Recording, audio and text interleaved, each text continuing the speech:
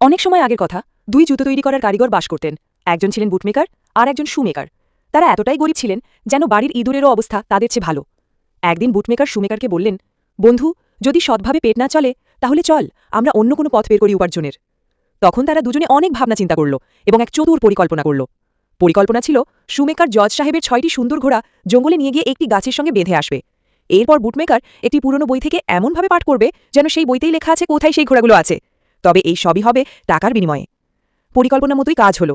ঘোড়াগুলো গায়েব হয়ে গেল আর পুরো এলাকায় হইচই পড়ে গেল। সবাই খোঁজাখুঁজি শুরু করল কিন্তু কিছুই খুঁজে পেল না। ঠিক তখন বুটমেকার সরাসরি জজের কাছে গিয়ে বলল, হুজুর, যদি আমি আপনাকে একটি সূত্র দিই তাহলে আপনি আমাকে কি দেবেন? জজ বললেন, যদি সূত্র কাজে লাগে তাহলে 300 সোনার মুদ্রা। বুটমেকার সেই পুরনো বইটা নিল এবং জোরে পড়ে বলতে লাগল, বরফে ঢাকা পাহাড়ের মধ্যে ঘন জঙ্গলের ঠিক মাঝখানে একটি বটগাছের সঙ্গে বাঁধা আছে 6টি ঘোড়া। গ্রামের লোকজন দৌড়ে গিয়ে দেখল সত্যি ঘোড়াগুলো সেখানেই আছে। জজ খুব খুশি হয়ে বুটমেকারকে 300 সোনার মুদ্রা দিলেন। এরপর বুটমেকারের নাম ছড়িয়ে পড়ল সারা এলাকায়। সবাই বলতে লাগল তার কাছে নাকি একটি জাদুকরী বই আছে যা দিয়ে সে যে কোনো কিছু খুঁজে বের করতে পারে। খবর পৌঁছে গেল রাজা পর্যন্ত, আর একেবারে ঠিক সময়, কারণ রানী তার প্রিয় আংটি হারিয়ে ফেলেছিলেন এবং কাঁদতে কাঁদতে অসুস্থ হয়ে পড়েছিলেন।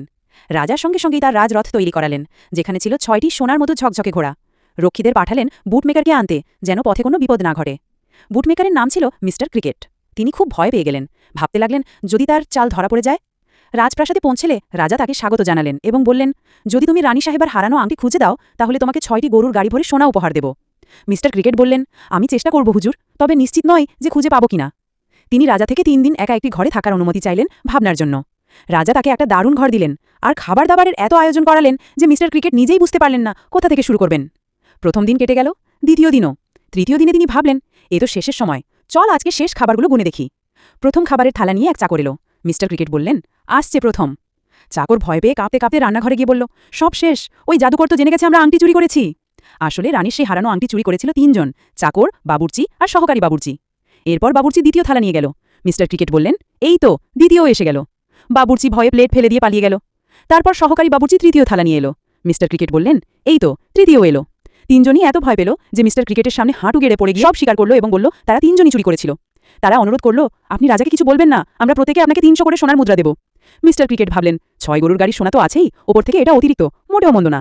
তিনি আংটিটি নিলেন, একটি সাদা পাউরুটি টুকরোর মধ্যে লুকিয়ে জানলা দিয়ে ছুড়ে দিলেন। ঠিক তখন রাজপ্রাসাদের মুরগিগুলো সেখানে ঘুরছিল। একটি মুরগি সেই পাউরুটি খেয়ে ফেলল। পরদিন মিস্টার ক্রিকেট খুশি হয়ে রাজাকে বললেন, হুজুর, আমি জেনেছি আংটি একটি মুরগির পেটে আছে, সেটিকে কাটান, সব সামনে আসবে। মুরগিটিকে কাটা হলো, পেট চিরে দেখা গেল আংটিটি সেখানেই। রানী খুশিতে কাঁদা বন্ধ করলেন, মুখে আবার হাসি ফুটল। রাজা প্রতিশ্রুতি মতো 6টি গরুর গাড়ি ভর্তি করে সোনা দিলেন এবং মিস্টার ক্রিকেটকে সেই রাজ রথে করে সৈনিকের পাহারায় বাড়ি পাঠালেন, যেন কেউ পথে লুট করতে না পারে।